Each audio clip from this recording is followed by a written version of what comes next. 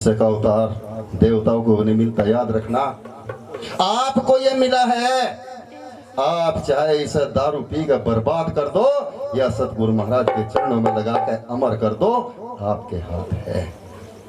अब के बाद शायद ये जीवन मिलना बहुत कठिन है, क्योंकि बताते हैं कि 84 लाख बहुत बड़ा फेरा है। 84 लाख योनियां भोगने के बाद तब ये मानव चोला मिला करता है, और इस मानव चोले को हम सत्संग के माध्यम से ही सुधार सकें। कहा हे लागी लागी क्या कहे, अरे ना लागी है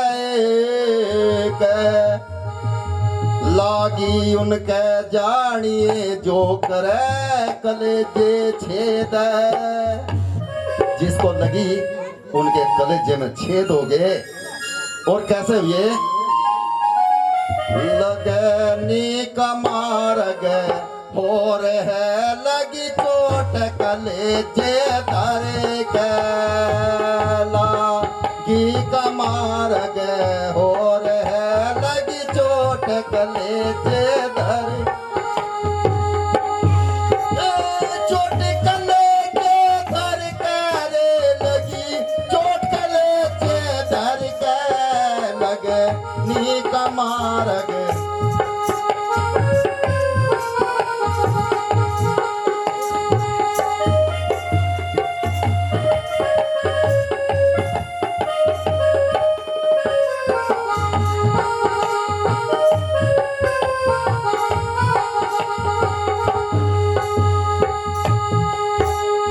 एक बोल बड़ा ध्यान से सुन लेना, और बड़ा कीमती बोल है। ये समय कल नहीं आओगा ना फिर मिलेगा। गोपी चंद जोगी हो लिया जिन ले लिया भगवा बाणा। गोपी चंद जोगी हो लिया जिन ले लिया भगवा बाणा।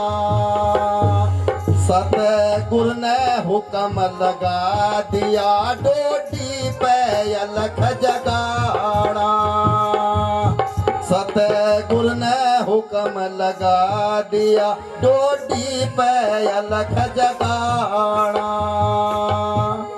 राजपाट को छोड़ के तुझे मांग मांग के खाना।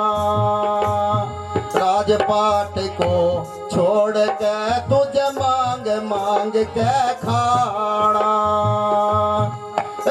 दूर हुआ था रणवासों से, दूर हुआ था रणवासों से ना देखा पछा फिर के लगे नी कमार गए हो रहे लगी चोट कलेजे।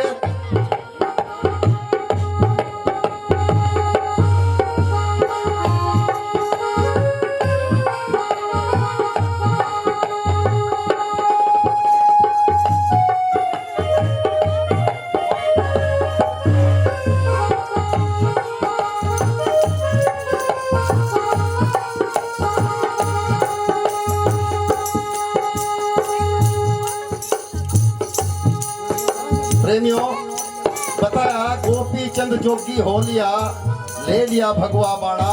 ध्यान से सुनना। गोपी चंद कहते हैं, प्रमाण है, ऐसा मैं नहीं कह रहा, कि वो महल के नीचे नहाने के लिए तैयार था। उसकी माँ मैनावंती जो महल के ऊपर घूम रही थी, लेकिन घूमते घूमते गोपी चंद के ऊपर नजर पड़ी। गोपी चंद कपड़े काट कर नहाने के नाम का बैठा ही था। जैसे ही माँ की नजर ऊपर से नीचे गई, माँ की आंखों में आंसू आ गए। जब माँ की आंखों में आंसू आ गए, गोपी चंद ने देखा कहीं बादल तो है नहीं, बूंद कहां से आई। गोपी चंद ने आसमान में ऊपर नजर करी, देखा माँ रो रही। गोपी चंद जल्दी जल्दी गोपी चंद नहाया और नहा कर माँ के पास आया। माँ क्या बात है, कोई दुख तकलीफ, क्या बात, क्यों? बोले नहीं बेटे कुछ नहीं, मैं ठीक हूं। नहीं माँ, फिर रो क्यों रही तू? माँ ने कहा कि बेटा अगर नहीं मानता तो सुन, तेरा जो बाप था उसका शरीर स्वर्ण का शरीर था, तेरे से भी सुंदर शरीर था, और बेटे वो भी इस अग्नि में जड़कर राख हो गया। माँ फिर क्या करूं? के बेटे तू एक काम कर, जोग ले ले, भक्ति कर ले। ध्यान से सुनना, तू जोग ले ले और भक्ति कर, अमर हो जा। क्योंकि गुरु ही एक ऐसा रास्ता है जो इस जीव को अमर कर दिया करता है।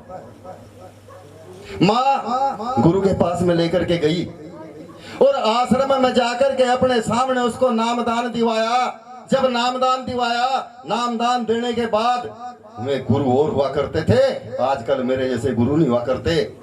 वे गुरु कोई और थे, उन्हें लगा कि कहीं गोपीचंद बहक ना जा, राजा है गोपीचंद। एक शर्त रखती, महाराज क्या?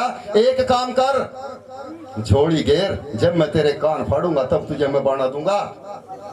एक काम करना, झोली उठा, अपने महल के अंदर जा और अपनी माँ से भीख मांग के लेकर के आ, तब मैं तुझे जोग दूंगा। आज वाले जोगी तो मामला खराब है, क्योंकि आज वाले जोगी तो जोगी इसलिए बने क्यों आवे। मैं गुरु थे, उन गुरुओं को पता था, और मैं शिष्य थे। आश्रम पे झोली ठाई और झोली ठा के गेट पे गया और गेट पे जाकर अपनी माँ को भीख मांग के लेकर के, अपनी माँ को, अपनी पत्नी को माँ कह करके भीख मांग के लेकर के आया। मैं अमर हुआ करते थे। आज तो मामला कुछ और है।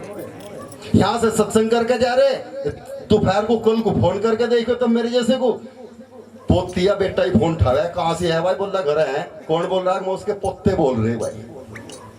इसे ही सत्संग क्या क्या? सत्संग एक मूवमेंट हुआ करता था, सत्संग एक मिशन हुआ करता था, और मिशन का मतलब हुआ करता था लोगों को जोड़ना, ना कि तोड़ना। साधु संतों का काम तो समाज की, और जब जुड़ेगा कब?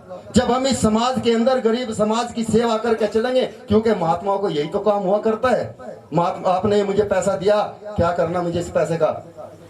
अरे आपने मुझे दिया, आप सक्षम है, दे दिया, लेकिन जो सक्षम नहीं है उसकी जरूरत में मैंने जाकर के लगा दिया। यही तो काम साधुओं का हुआ करता था।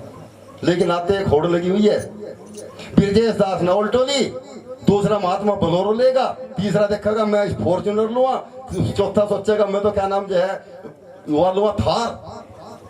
ये समाज का सुधार नहीं, ये समाज का बेड़ा गर्क, समाज का सुधार नहीं, नरक है। समाज के अंदर कार्य करने हैं तो स्वामी समनदास जी महाराज की तरह से हमें कार्य करने होंगे, वही विचारधारा बनानी होगी। अमीर गरीब को सबको साथ लेकर के चलना होगा। कहते हैं बड़ों बड़ों ने, अरे अकबर भी था ना, तलवार के जोर पर देश जीत के चले गया, लेकिन अकबर को आज बुरा कहा जाता है। कहते हैं जीते हो किसी ने देश तो क्या, इन्होंने तो दिलों को जीता है। तभी तो आज स्वामी रविदास जी महाराज, स्वामी समनदास जी महाराज दुनिया के अंदर राज कर रहे ना। बोले से तू रविदास जी महाराज की। देश को जीतने वाला बड़ा नहीं हुआ करता, जो दिलों को जीत लिया करता है वही बड़ा हुआ करता है। लगनी का मार्ग हो रहे, लगी चोट कलेजे धर कैला, गी का मार्ग हो रहे, लगी चोट कलेजे धर के।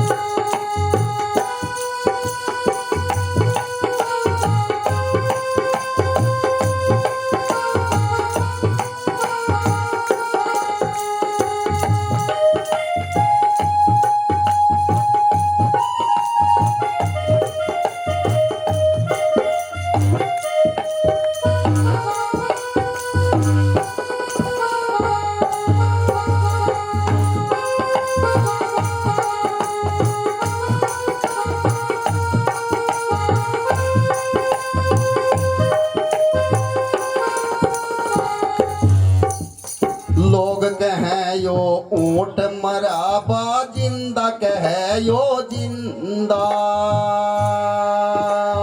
लोग कहे यो ऊंट मरा बा, जिंदा कहे यो जिंदा। नक्सक तो कुछ बिगड़ा नाही, बा जिंदा कह अचरज हो गया। बोलन हारा नार हारम चला सुहानी सुआ, बोलन हारा नार हारम चला सुहानी सु।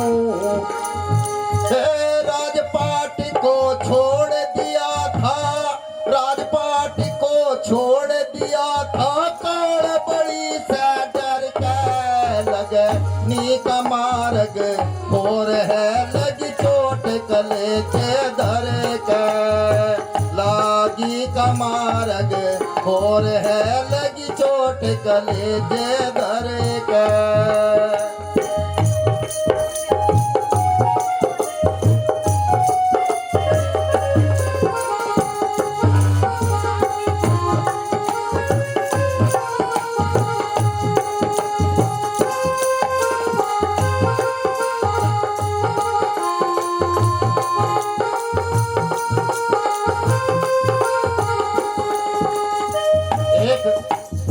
एक राजा हुआ बाजिंदा।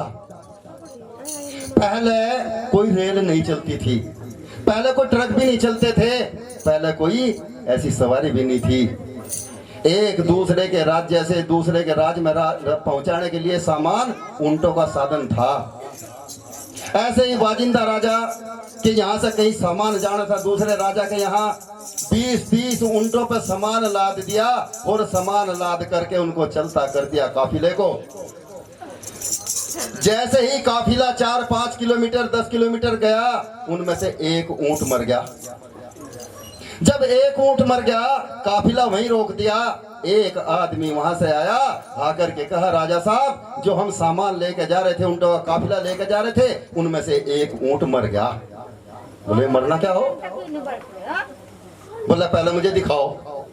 राजा उनके साथ में वहां गया, जाके ऊंट को देखा, ऊंट पड़ा था। कहते हैं ना, ऊंट मरा जब बंद छुटी, बाजिंदा नबज पिछाणी, केवल नबज अगर किसी ने पिछाणी तो बाजिंदा ने पिछाणी। राजा ने क्या काम किया? ऊंट पड़ा था, 4-5 चक्कर ऊंट के लगाए, बड़ी गौर से देखा, खड़ा हो गया।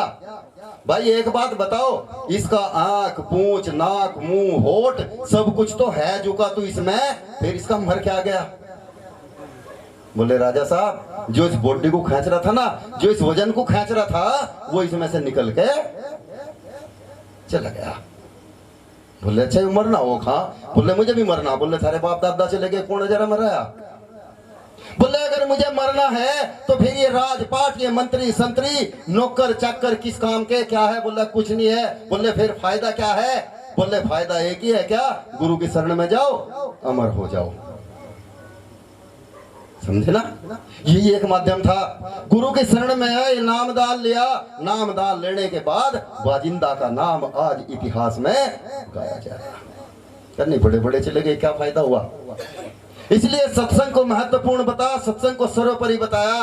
लगनी का मार्ग और है लगी चोट कलेजे धर के। लगनी का मार्ग और है लगी चोट कलेजे धर के।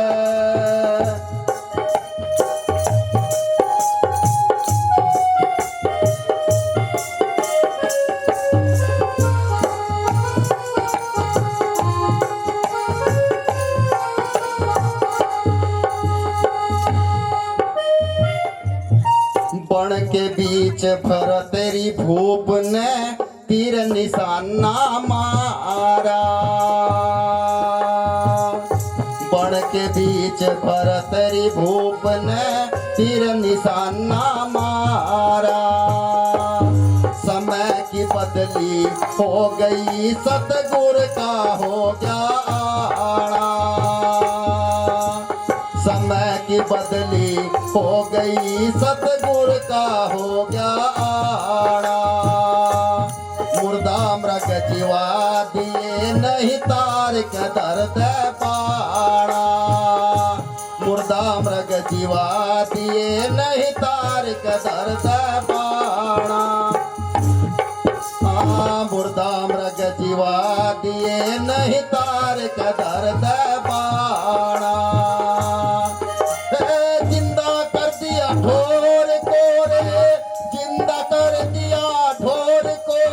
शिष बड़ा परीक्षा करके लगनी का मार्ग हो रहे लगी चोट। लागी का मार्ग हो रहे लगी चोट कलेजे धर के।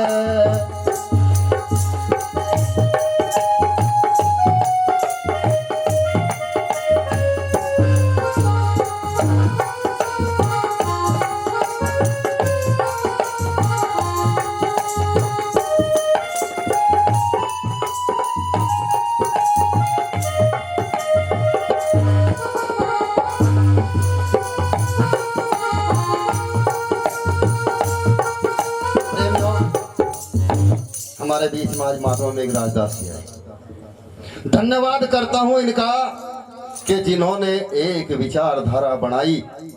और विचारधारा किसके लिए बनाई? क्योंकि ये तो साधुओं का काम हुआ करता है। अगर गुरु रविदास जी महाराज को आप चिंतन करो, ध्यान से देखोगे, दुनिया के अंदर सबसे बड़े उस समय के अर्थशास्त्री थे।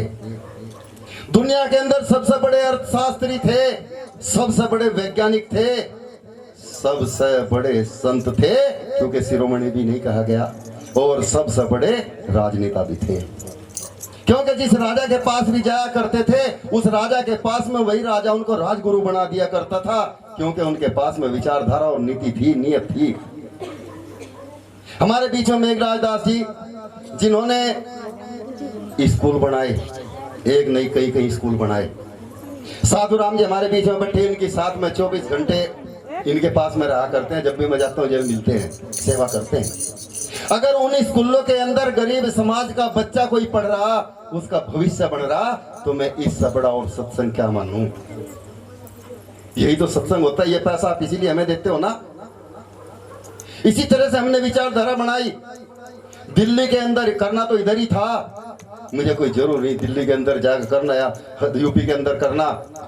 आज मुझे पता है कम से कम भी 100 बच्चों को हमने डिप्लोमे दिए, जिन बहनों ने सिलाई सीखी, जिन गरीब समाज के बच्चों ने कंप्यूटर सीखे, और जिन लड़कियों ने ब्यूटी पार्लर सीखा। कम से कम में 100 लड़कियां जिन्हें डिप्लोमा दे दिया। मैं कम से कम अपने जीवन में सक्षम हुई। मैं किसी के ऊपर आस्तिक नहीं रहेंगी।